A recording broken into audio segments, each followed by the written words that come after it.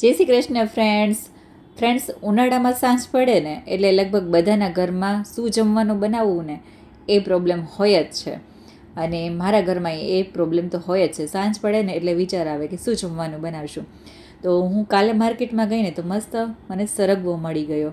અને સરગવો આમ પણ ખાવામાં હેલ્ધી હોય છે. એટલે મને થયું કે ચલો ઘણા ટાઈમથી આપણે સરગવાનું શાક નથી બનાવ્યું, તો આજે આપણે બનાવી નાખીએ. તો હું કેવી રીતે સરગવાનું શાક બનાવું છું ને તે ચલો તમને બતાવું. તો જો અહીં આપણે સરગવાની શીંગોને ધોઈ અને કાપી લેવાની છે. તો અહીં મેં આવી રીતે જો મીડિયમ સાઇઝના ટુકડા કરી અને સરગવાની શીંગને કાપી લેવાનું છે.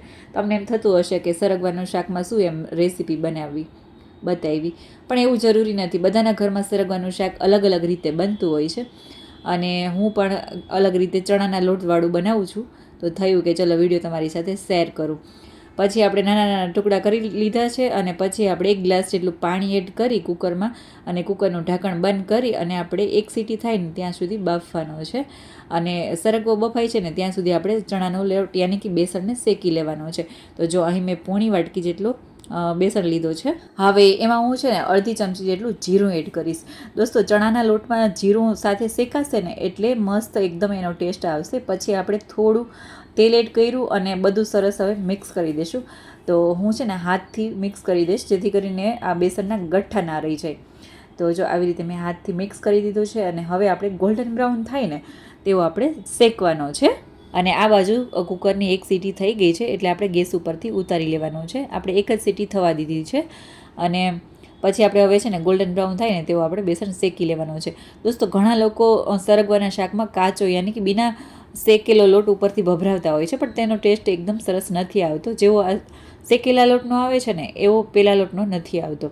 તો જો અહીં આપણે ગોલ્ડન બ્રાઉન એવો બેસનને શેકી લીધો છે અને સાથે જીરું શેકાણું છે ને તો એની સુગંધ પણ સરસ આવે છે. અને હવે આપણે શાકનો વઘાર કરવાનો છે. તો એના માટે હું તેલ એડ કરી રહી છું. અને તેલ જે પ્રમાણે આપણે વધારે ઓછું ખાતા હોય એ પ્રમાણે તેલ એડ કરવાનું. તેલ ગરમ થઈ જાય ને એટલે આમાં આપણે રાઈ એડ કરશું. રાઈ, જીરું અને હું સૂકું મરચું પણ વઘારમાં એડ કરતી હોઉં છું સરગવાના શાકમાં.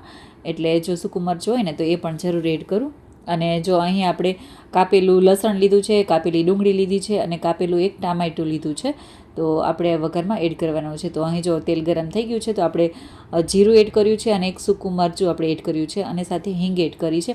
અને હવે આપણે કાપેલી ડુંગળી અને કાપેલું લસણ એડ કરી દેવાનું છે. તો લસણનું પ્રમાણ થોડુંક વધારે હશે ને તો આ સરગવાના શાકમાં સરસ લાગશે.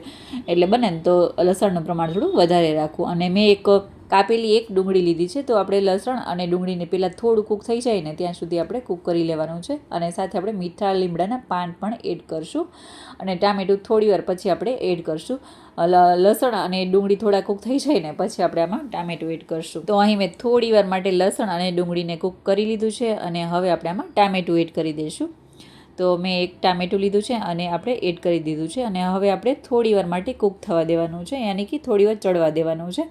અને પછી આપણે આમાં હળદર, મરચું પાવડર અને બધા મસાલા, જે પણ મસાલા આપણે શાકમાં એડ કરતા હોય એ બધા મસાલા એડ કરી દઈશું. તો જે પ્રમાણે તીખું પસંદ હોય ને એ પ્રમાણે આપણે લાલ મરચું પાવડર એડ કરવાનો છે. પછી ગરમ મસાલો, ધાણા જીરાનો પાવડર, આ બધું આપણે એડ કરી દીધું છે. અને પછી આપણે સરસ મિક્સ કરી દેવાનું છે આમાં. અને સ્વાદ અનુસાર આપણે નમક એડ કરશું અને થોડી ખાંડ એડ કરશું. તો આમાં આપણે ટામેટું એડ કર્યું છે અને હજી આપણે આમાં દહીં પણ એડ કરવાનું છે. એટલે બંનેની ખટાશ બેલેન્સ થઈ જાય ને એટલા માટે મેં આમાં થોડી ખાંડ એડ કરી છે.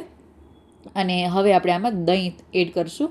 તો જો અહીં મેં અડધી વાટકી લીધું છે, મીડિયમ છે, બહુ ખાટું પણ નથી અને બહુ મોડું પણ નથી એવું મેં દહીં લીધું છે.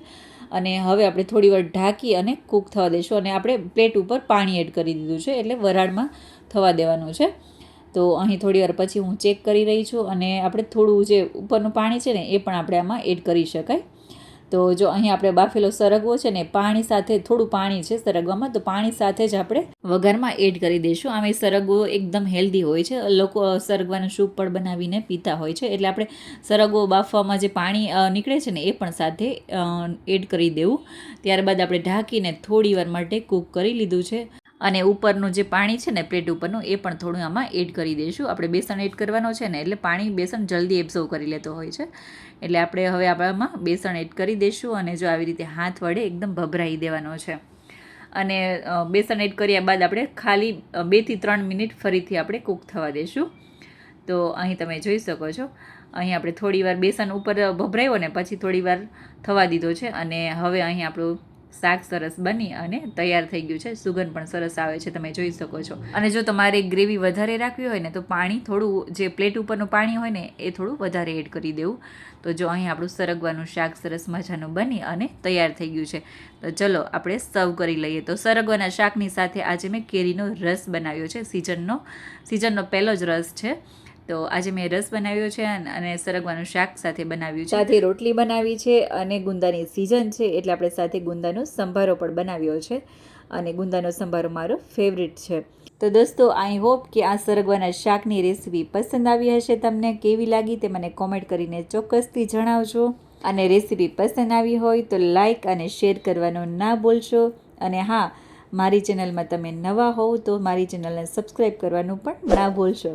તો ચલો દોસ્તો, ફરી મળીશું નેક્સ્ટ વિડીયોમાં, નેક્સ્ટ રેસીપીમાં. ત્યાં સુધી આવજો. જય શ્રી કૃષ્ણ.